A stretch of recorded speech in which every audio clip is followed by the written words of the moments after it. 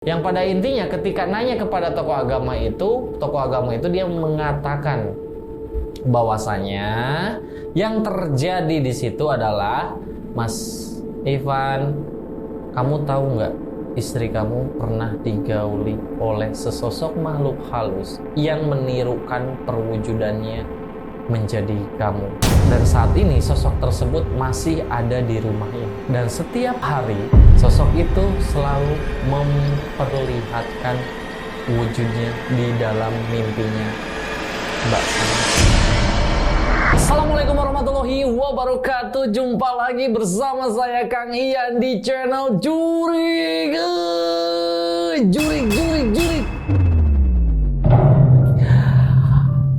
Alhamdulillah teman-teman semuanya, channel ini semakin banyak videonya sih. Kalau viewer ya alhamdulillah, disyukuri aja teman-teman semuanya. Gimana kabarnya yang dari di Sabang sampai Merauke, dari pulau-pulau ke pulau-pulau lainnya juga, pokoknya semua masyarakat yang ada di Indonesia, di luar Indonesia sampai seluruh dunia, yang mudah-mudahan channel ini ditonton sampai mendunia pokoknya. Amin. Ya meskipun sih sebetulnya kalau untuk ditonton sampai mendunia gitu saya harus ada konsep teks bahasa Inggris, tapi saya akan serahkan pada editor kalaupun dia nggak malas.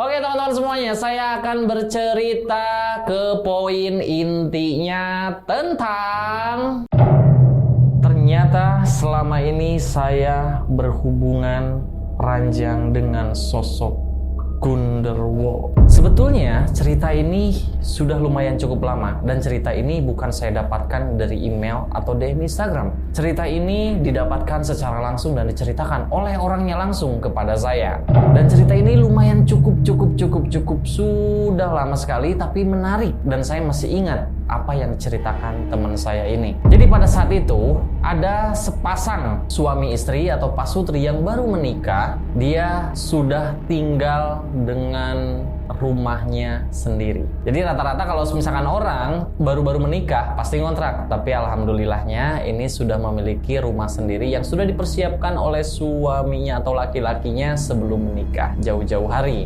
Nah pada saat itu nih laki-laki ini kita sebut aja siapa ya?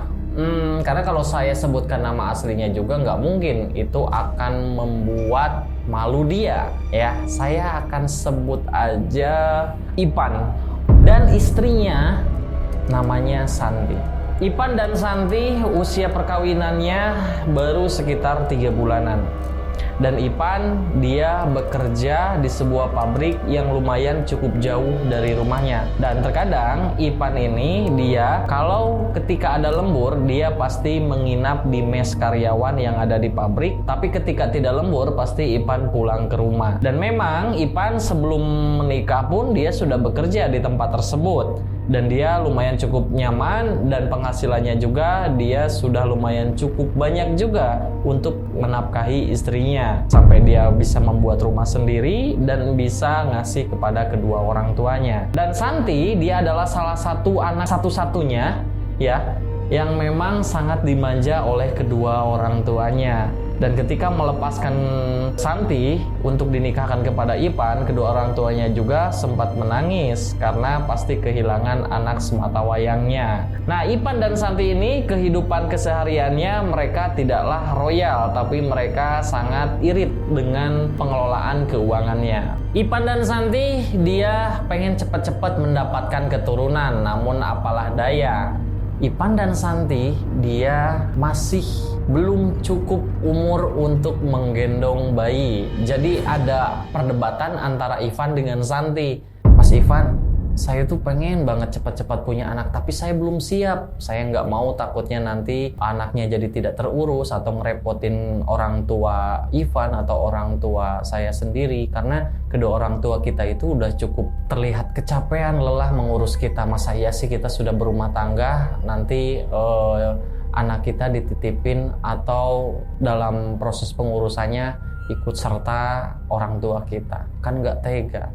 Terus Ipan bilang sambil tersenyum, apapun itu yang terjadi Allah sudah mengaturnya. Jadi mau sekarang, besok ataupun nanti Kalaupun memang Allah sudah memberikan, kita harus menerimanya dengan baik. Dan kita harus menjaga anak kita dengan sebaik-baiknya. Karena harta yang paling terindah, rezeki yang paling sangat luar biasa adalah ketika kita diberikan titipan anak oleh Allah Subhanahu wa Ta'ala. Terus Santi tersenyum karena Santi merasa diyakinkan oleh suaminya, yaitu Ipan.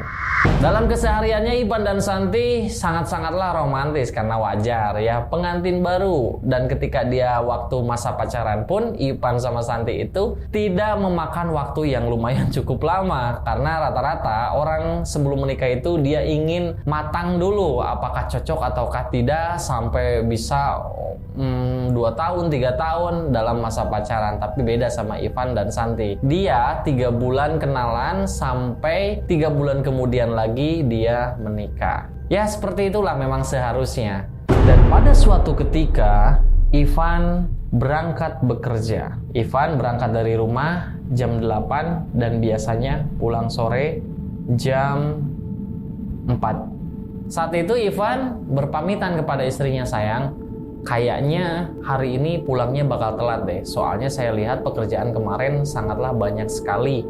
Dan pasti bos menyuruh saya untuk lembur. Jadi kamu jaga diri baik-baik ya di rumah. Karena pasti saya akan telat pulang ke rumah nanti. Bisa jadi saya akan nginep juga. Santi dengan tersenyum, dia menjawab, iya, nggak apa-apa mas. Yang penting kamu juga kerjanya hati-hati. Awas di jalan, jangan ngebut-ngebut. Yang penting selamat sampai tujuan. Terus Santi mencium tangan suaminya. Terus Ipan lalu berangkat bekerja. Dan saat pada sore hari, Santi mengecek jam ketika dia terbangun dari tidurnya. Loh, kok udah jam 4 lebih? Berarti Mas Ipan beneran jadi nih lembur. Ya udah deh, karena berhubung ini udah sore, saya mau mandi dulu. Terus Santi mandi, beres mandi, dia melakukan aktivitasnya seperti biasa. Yang biasanya mungkin kalau misalkan tahu Mas Ipan pulangnya sore, pasti Santi masak dulu. Nah berhubung tidak pulang, jadi Santi hanya memakan makanan yang dimasak pada pagi hari. Dan saat malam hari, sekitar jam 10 malam, Santi dia saat menonton TV dikagetkan dengan suara ketukan pintu di depan rumahnya. Tok tok tok tok, sayang, sayang, tok tok tok tok.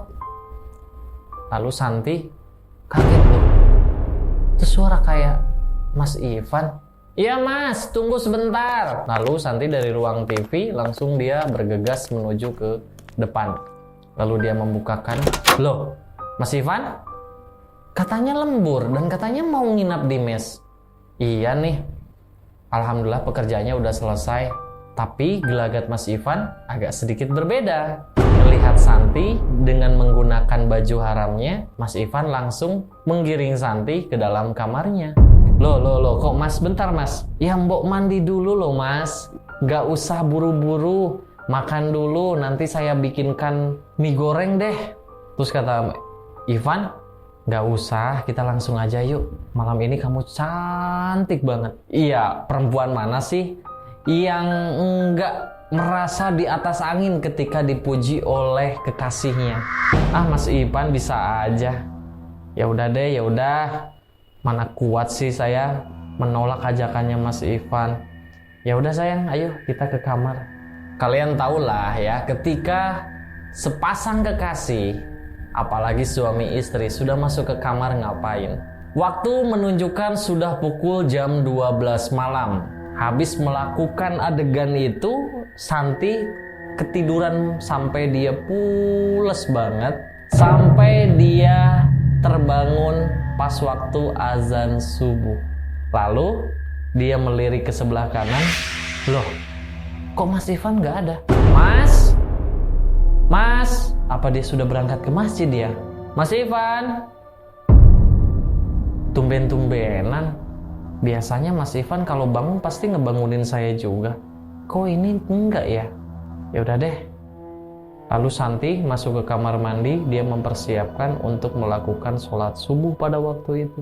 Beberapa jam kemudian, waktu menunjukkan jam 8. Setelah sholat subuh, Santi tetap menunggu. Kok Mas Ipan nggak balik-balik dari subuh sampai jam 8? Dari kejauhan terdengar suara motor Mas Ivan yang menghampiri ke Santi saat duduk di depan rumahnya. Sambil tersenyum, Santi ke Mas Ivan, "Mas, dari mana aja? Kok baru pulang loh? Kok masih pakai pakaian kerja?"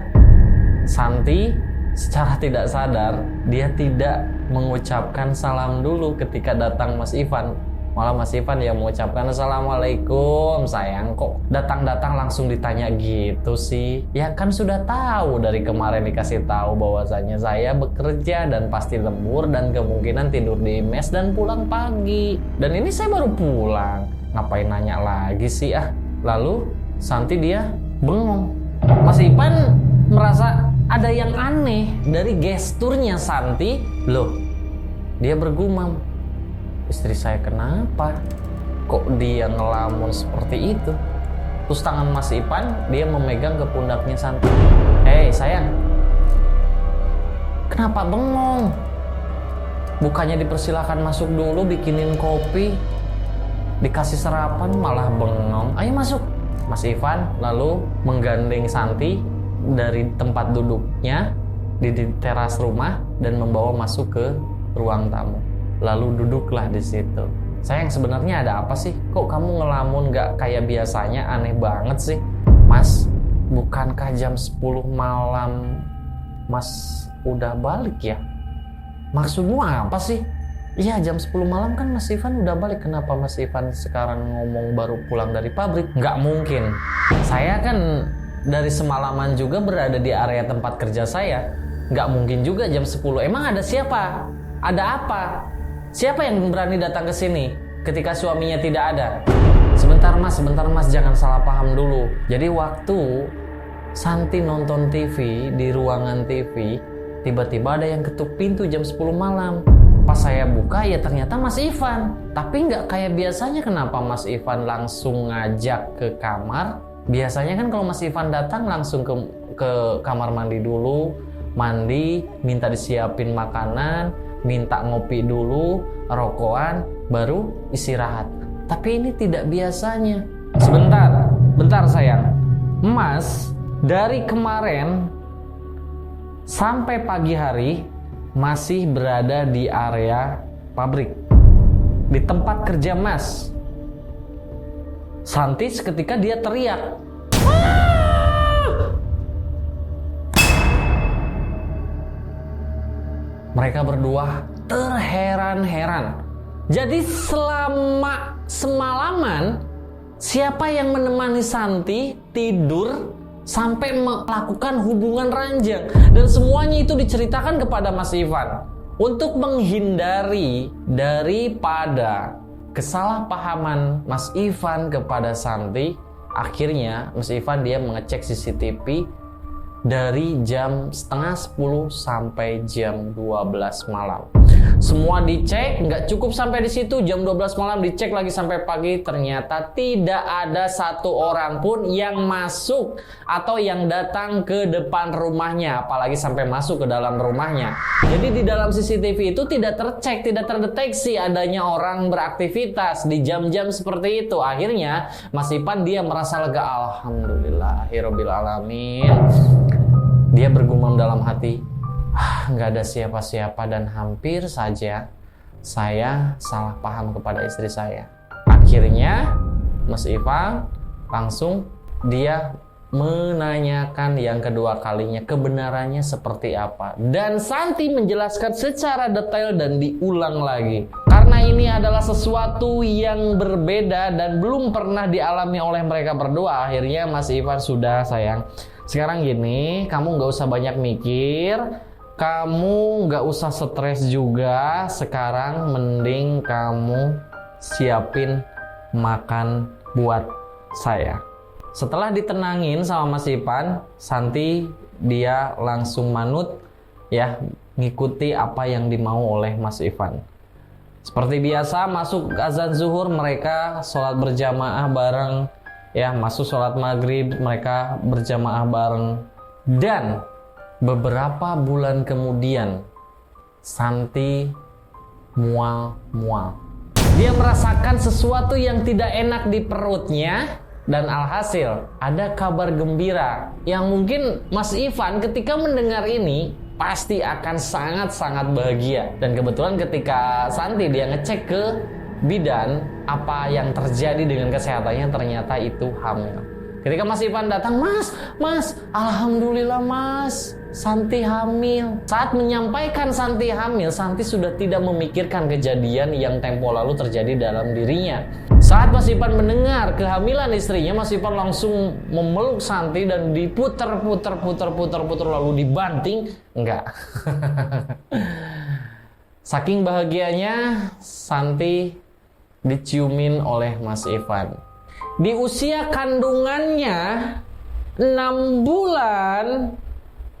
Jadi ceritanya beberapa bulan kemudian lagi ya, tahu-tahu udah 6 bulan aja Santi dinyatakan tidak hamil dan perutnya makin kempes. Biasanya orang hamil itu kan perutnya pasti besar ke depan, dan ini enggak.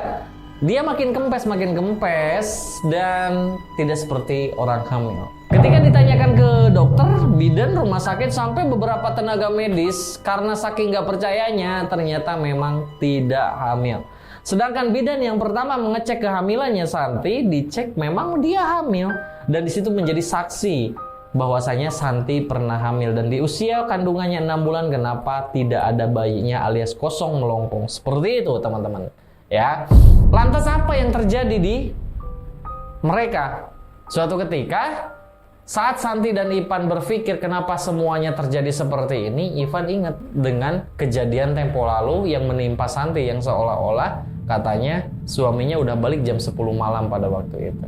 Nah, padahal ini kasus tuh udah lama, dan Ivan penasaran, lalu dia menanyakan ulang ke beberapa tokoh di sana, yaitu tokoh agama. Saya tidak akan melibatkan ceritanya dengan tokoh agamanya, namanya siapa dan ininya siapa ya.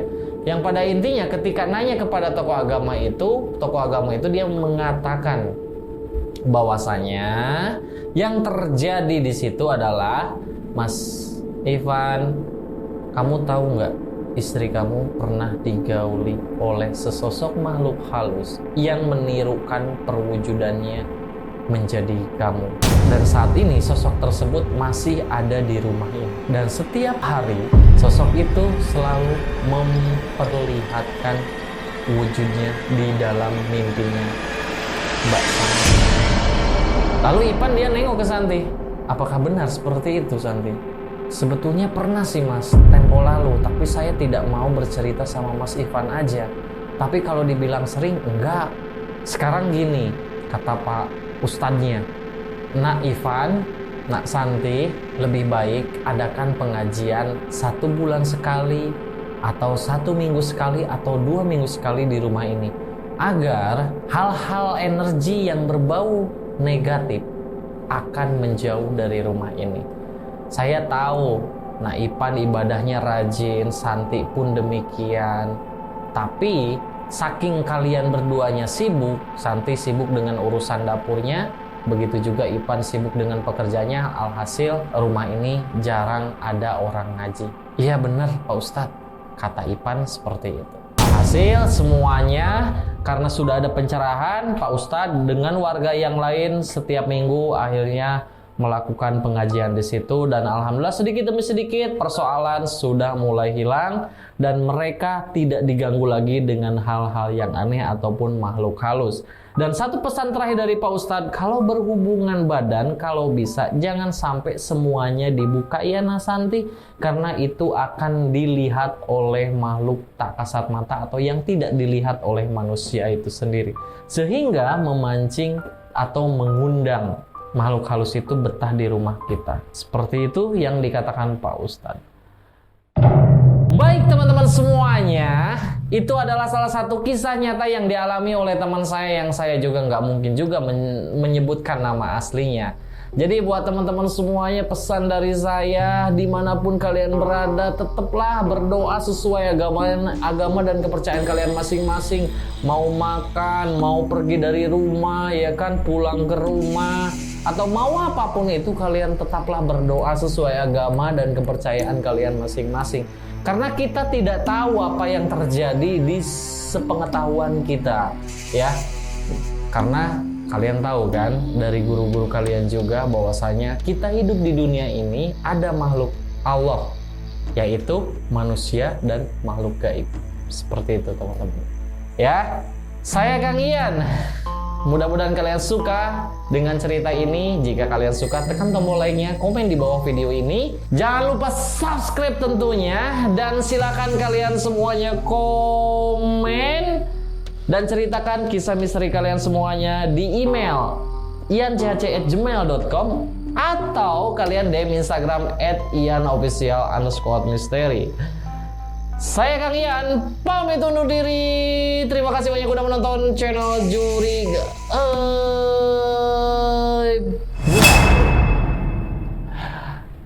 Astagfirullahaladzim. Saya lupa lagi.